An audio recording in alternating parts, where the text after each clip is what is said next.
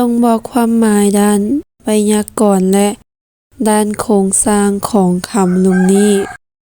1. คำว่าแพทย์ศาสตร์ 2. คำว่าไก่กระตาก 3. คำว่าแมวกินปลาเฮาสิแก้ได้แนวใดนั้นต้องฟังคลิปนี้ให้จบสบายดีน้องนักเรียนทุกคนมื้อนี้มาพบกับอาจารย์ดวงมาลาคือเก่ามื้อนี้อาจารย์จะพาพวกน้องไปแก้หัวบทสอบเซ็งนักเรียนเก่งชั้นม. 4ซึ่งตอนนี้เขาก็เดินทางกันมาฮอดใน EP ที่29แล้วสำหรับผู้ใดที่เข้ามาเบิ่งเข้ามาชมเข้ามาฟังก็อย่าลืมกดไลค์กดแชร์คลิปนี้แด่แล้วสำหรับผู้ใดที่เข้ามาใหม่ก็อย่าลืมกดติดตามช่องของอาจารย์เด้อสำหรับผู้ใดที่สนใจบทเรียนเกี่ยวกับวิชาภาษาลาววรรณคดีอย่าลืมทักไปที่เบอร์02078716175วันนี้เฮามาเข้าสู่ในการแก้คำถามบทฝึกหัดของเฮาเลยเนาะตอนนี้เพิ่นจะเอาคำเนาะแล้วให้เฮามาบอกความหมายทางด้านไวยากรณ์และความหมายทางด้านโครงสร้างเนาะคือสำหรับไวยากรณ์หมายถึงระเบียบของภาษานั่นเองเนาะซึ่งแต่ละภาษาล้วนแล้วแต่มีระเบียบของมันที่ว่าแตกต่างกันไปวันนี้เฮามาเบิ่งความหมายทางด้านไวยากรณ์ของคำว่าแพทยศาสตร์เนาะคำว่าแพทยศาสตร์เนาะ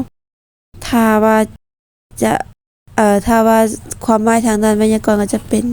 คำนามเนาะซึ่งคำนามก็เป็นชื่อเอิ้นของคนสัตว์วัตถุสิ่งของ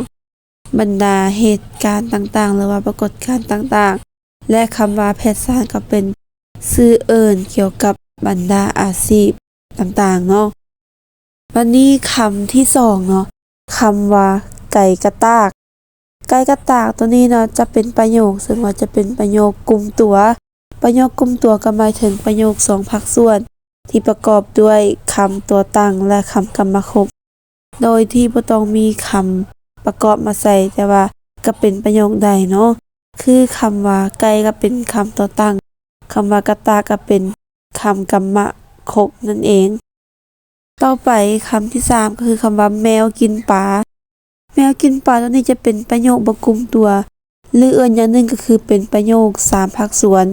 ที่ประกอบด้วยคำตัวตั้งคำกรรมคารและคำประกอบคำว่าแมวก็จะเป็นคำตัวตั้งเนาะ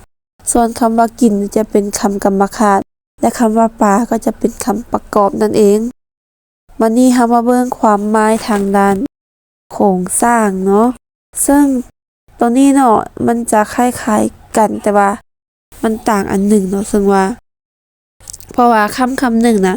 มันสามารถนอนอยู่ใน4ชนิดของคำแล้วก็7ประเภทของ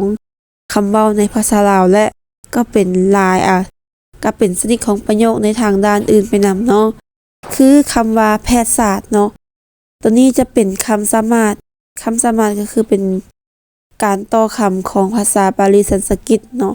แต่ว่าถ้าว่าเป็นคำลาวต่อคำเนี่ยเพิ่นจะเอิ้นว่าเป็นคำผสมแต่ถ้าเป็นคำบาลีหรือว่าสันสกฤตมาต่อกันจะเอิ้นเป็นคำสามารถเพราะคำในภาษาลาวส่วนหลายจะยืมบ่แม่นว่าส่วนหลายเนาะบางส่วนมันจะยืมมาจากคำอื่นมาประยุกต์ใช้เนาะมื้อนี้ต่อไปเนาะก็คือคำว่าไก่กระตากก็คือเป็นประโยค2ภาคส่วนประโยค2ภาคส่วนก็คือประโยคที่ประกอบด้วยคำตัวตั้งและคำกรรมคบแล้วคำว่าแมวกินปลาเนาะคือเป็นประโยค3ภาคส่วนซึ่งประกอบด้วยคำตัวตั้งคำกรรมคารและคำประกอบคล้ายๆกับที่เขาอธิบายไปเนาะทั้งเทิงจะเป็นประโยคกลุ่มตัวก็คือประโยค2ภาคส่วนและประโยคบ่กลุ่มตัวก็คือเป็นประโยค3ภาคส่วนนั่นเองนั่นก็คือการแก้คำถามบทฝึกหัดใน EP นี้